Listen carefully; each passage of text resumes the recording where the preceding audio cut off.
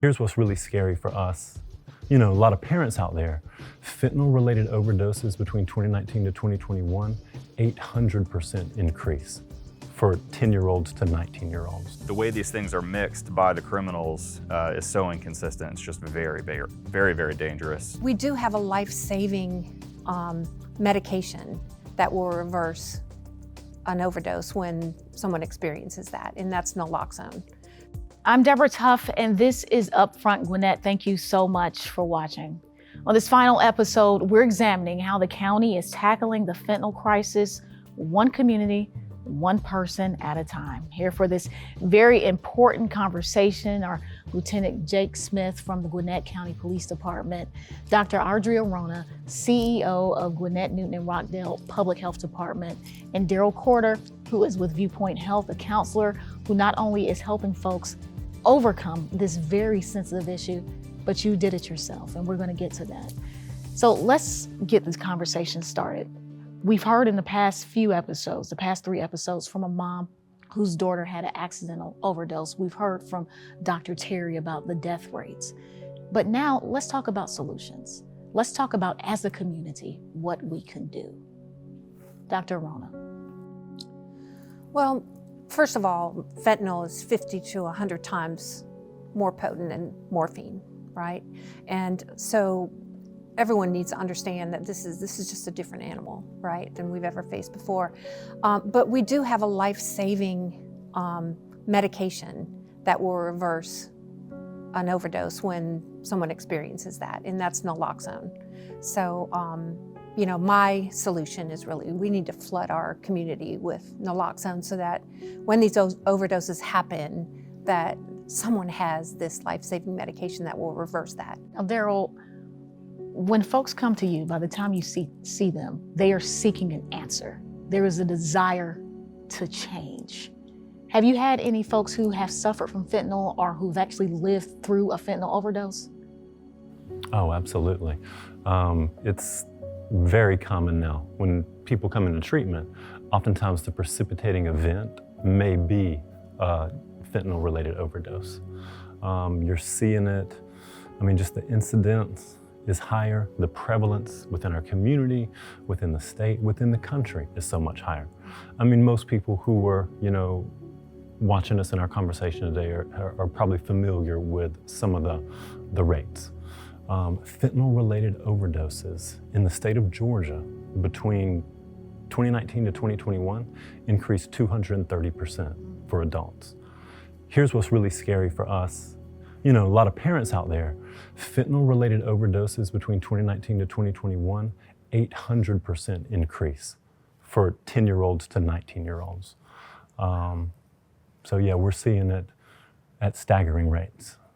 But is it too late to attack the problem, or is it something where at least we can kind of put a blanket on it to calm it down? Having naloxone is like knowing where the fire extinguisher is, right? And it is very effective. It's a very easy to use nasal spray. And if you run across somebody who is not breathing, in the back of our minds, we should always be thinking, is this a drug overdose, right? And so having that, because if you give naloxone to somebody and it's really not an overdose, you haven't hurt them at all. There's nothing, it wouldn't harm them. So you're just crossing that T to make sure that that's not what it was. But it reverses a lot. And in fact, I think of the 1,300 overdoses that Gwinnett County saw in 2022, 800 and some odd of those were reversed with Narcan, 300 of which were reversed before EMS showed up. So the best thing that we can do until we get this fentanyl crisis under control is really to have this life-saving medication in our hands so that we can save lives. What do we do with this crisis? You've got to have, prevention is a big part of it. Prevention, harm reduction, treatment, and support. And where Narcan, where naloxone comes in, it truly is, it's that harm reduction aspect. Here's the thing. If I'm with my friend and I see them having an overdose, the pause may be for, oh my God, if I call police, they're gonna know that we've been in here doing something. But that's not the case in Gwinnett County.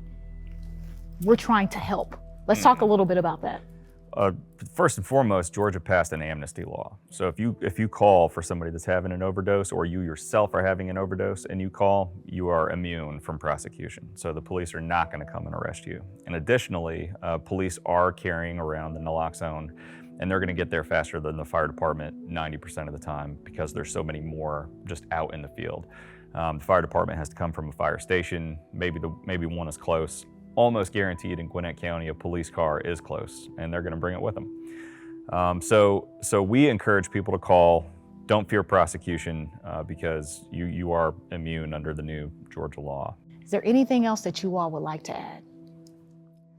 I'll just say that we in Gwinnett County are one of the first in the state to put together a overdose review task force, where it's a committee that gathers to look at individual overdose deaths and say, okay, where were the gaps?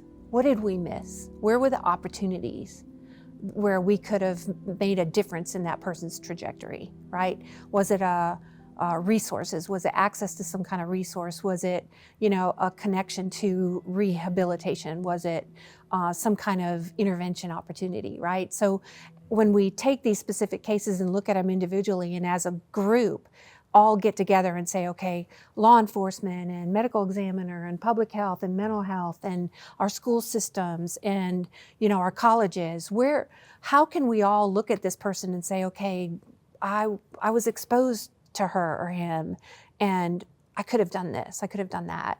And so by learning those gaps, we can apply that to other cases and make changes so that we can prevent further lives. Of course, I can't encourage people to, use drugs recreationally. I can't accept that it's going to happen. If it's going to happen, people should be safe. They should have naloxone. They should not be using recreational drugs alone. And they should not be afraid to call for emergency services if something goes wrong. Well, thank you so much for joining us. It has been a true honor. I mean, we have Viewpoint, GNR Public Health, Gwinnett Police. I mean, we have more agencies that we couldn't get them all here today, but Gwinnett is really trying to tackle this thing head on before it gets out of control. And it shows the proactive approach we're taking from the very fact that you all made room in your schedule to come here today. So thank you. It is an honor. It is a pleasure. To our audience, thank you so much for joining us on this commemorative inaugural episode of Upfront Gwinnett. Until next time, I'm Deborah Tuff.